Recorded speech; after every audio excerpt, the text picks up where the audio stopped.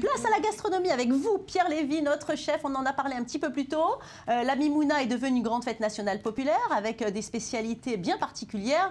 Pierre, que mange-t-on exactement lors de cet événement? Alors déjà, qu'est-ce qu'on mange plus? C'est ça. Voilà, c'est fini. On ne mange plus de pain azim pour la Pâque juive. La Et puis, nouvelle application, quelle mamie a fait quelle moufletta, oui, voilà. Non, il n'y a pas que des mouflettas. Alors, c'est très intéressant. La moufletta origine marocaine, telle que vous l'avez ici, classique. Vous avez également la crêpe classique française. Ouais, alors ça, c'est pas une crêpe bretonne, excusez-moi. C'est pas une crêpe bretonne, bien sûr. Elle est revisitée quand même. Elle est revisitée, bien évidemment. Et ça, vous avez ici un malawar. Ouais. La malawar, c'est un genre de moufletta, mais c'est fait avec une pâte feuilletée. Vous le voyez très très bien à l'image. C'est une pâte qui est complètement ouverte et qui s'ouvre. C'est la base de la pâte feuilletée qui est cuite de la même manière que... Alors ça se mange avec quoi? Alors ça se mange... Pendant la mimouna, ça se mange avec du miel, des confitures, et pour les ashkénazes, du hareng gras. Ah d'accord, ok. Voilà, c'est particulier. Alors on a également la grande spécialité marocaine que nous n'avons pas sur le plateau, c'est les chewins, c'est les beignets marocains, qui étaient un petit peu compliqués à présenter parce qu'en fait ils étaient tellement bons qu'on les a tous mangés. Et puis vous avez le fameux couscous au beurre, marocain également, qu'on a retrouvé hier soir, parce que la Mimouna, c'était hier soir, une grande fête où on invite tous les amis, tous les voisins, on va chez les uns, chez les autres. Et puis, un petit baklawa. Baklawa, c'est intéressant parce qu'on les met de côté. Ce sont les Algériens, les Juifs algérois qui avaient créé ça au départ et qu'on retrouve dans tout le bassin méditerranéen, tout l'Empire ottoman. Donc, turc, grec, c'est une petite pâtisserie absolument délicieuse qu'on mange également à la Mimouna. Julia, vous vous laissez tenter? Je me laisse tenter, je peux? Bien sûr. Hop, une taille de plus. Allez, le temps de la dégustation. Je vous propose de découvrir un restaurant très en vogue et recommandé dans le monde entier. C'est ici même à Tel Aviv, à côté des Tours Azrieli. Ça s'appelle Tantolom Popo. J'espère que je l'ai bien dit. Nous avons déjà fait la connaissance de son chef, Avi Conforti, dans une émission précédente. Eh bien, nous le retrouvons aujourd'hui dans ce lieu magique. Regardez ces images. Non, vous n'êtes pas à New York, mais bien à Tel Aviv.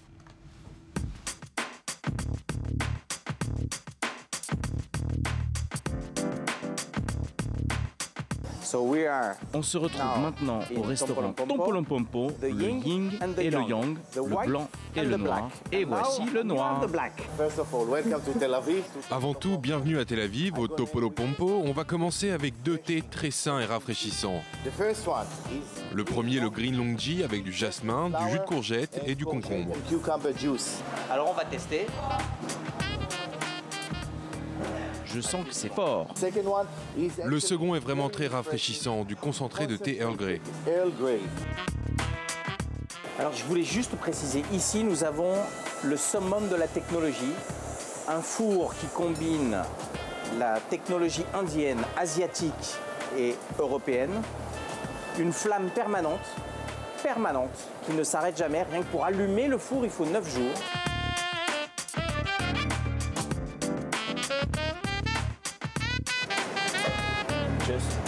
Nous avons un agneau un agneau de lait qui a été macéré dans les épices, qui a été cuit pendant 24 heures sous vide, sans air, en vacuum, et qui est prêt à être consommé.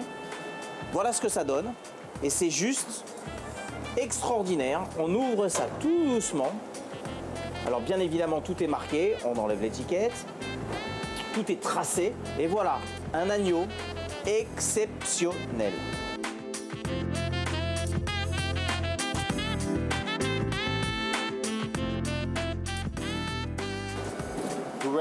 Et il va se reposer quelques minutes. On peut l'apercevoir donc au fond du four. Vous voyez, ça va commencer à cuire doucement et former une petite croûte sur l'extérieur de l'agneau. Et le résultat est, à mon avis, exceptionnel.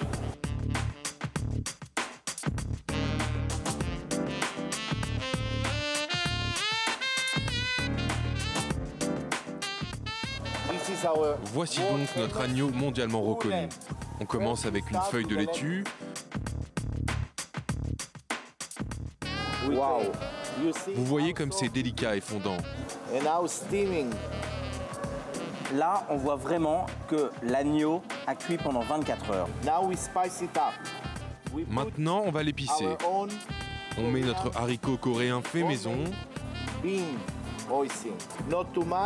Pas trop parce qu'on veut conserver le goût de l'agneau. On met un peu de kimchi qui a fermenté pendant 6 mois. Également du katsugi fermenté. Ensuite du gingembre et de l'oignon vert. C'est un vrai repas de roi. On l'épice encore un petit peu plus avec du chili.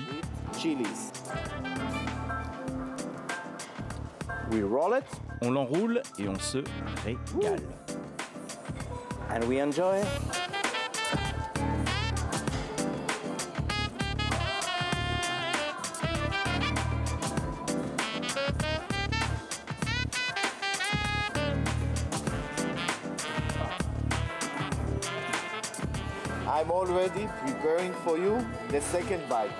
Je commence déjà à vous préparer la deuxième partie avec ce bun coréen. Regardez à quoi ça ressemble.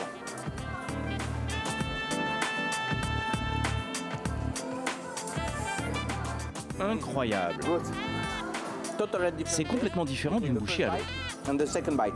Merci, merci, merci. Et je suis vraiment ravi de pouvoir partager ça à midi ensemble.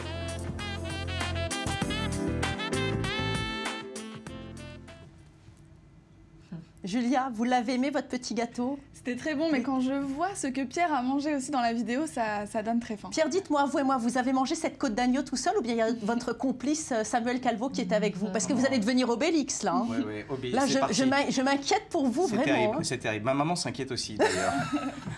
Alors, justement, ce restaurant... Ce matin, on était il chez est vraiment Topolompo. Si particulier ce restaurant? Oui, il est exceptionnel. Exceptionnel, c'est un restaurant exceptionnel. Le chef est exceptionnel. Il y a une créativité phénoménale. Vraiment, c'est le... Mais comment peut-on manger tout ça? Les Israéliens adorent, les touristes adorent. D'ailleurs, Avi Conforti me disait que ce sont les touristes français qui l'ont sauvé parce qu'ils ont répondu présents alors que les Américains n'étaient plus là.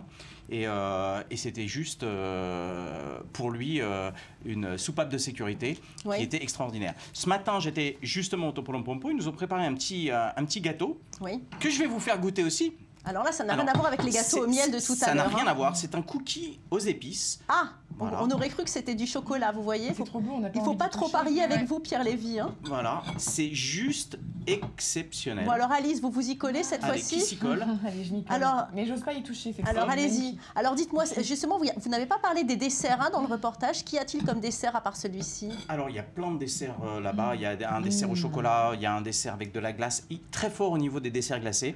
Oui. Je vous en donne pas parce que sinon vous ne pourrez pas parler la bouche pleine sur l'émission. Non, je vous laisse manger, mais je vous en prie, Pierre Lévy. C'est pour vous.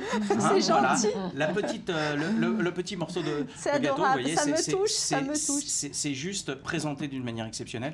La technique qui est utilisée et la technologie qui est utilisée dans ce restaurant est impressionnante.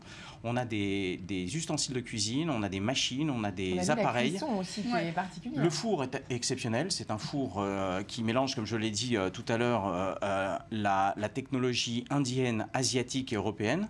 Et c'est un four, sur certaines photos, on est en train de montrer le niveau de technique aujourd'hui qu'ont les appareils. Il est très inventif quand même, ce chef. Hein. C'est oui, et puis il n'a pas simplement... On avait une autre émission précédemment où on avait parlé de son deuxième restaurant, le Zepra. Oui. C'est le Zepra, tout est en blanc. Le Topolompo, tout est en noir, et c'est pour ça que j'ai dit yin et yang, parce que c'est vraiment l'esprit de l'Asian fusion mélangé, et c'est vraiment sublime. Mais on a l'impression que c'est pas que de la cuisine, quoi. Il y a aussi, là c'est la c'est de l'art. Oui, et puis un peu de la technologie quand même. Il y a de l'innovation. Alors c'est moi qui parle parce que voilà. Vous avez raison. En tous les cas, c'est promis, on va tous y aller ensemble. Qu'est-ce que vous en pensez, hein? Parce que là, franchement, ça nous donne vraiment envie. Merci Pierre Lévy, merci Julia, merci Alice d'avoir été là aujourd'hui. C'est sur ces mots que notre émission s'achève. On se retrouve évidemment la semaine prochaine pour d'autres aventures, bien sûr sur Midi Ensemble. Tout de suite, place à l'info sur i24 News. Surtout, ne changez pas de chaîne, vous avez choisi la meilleure. Chers téléspectateurs, merci de votre fidélité à nos programmes. Au revoir.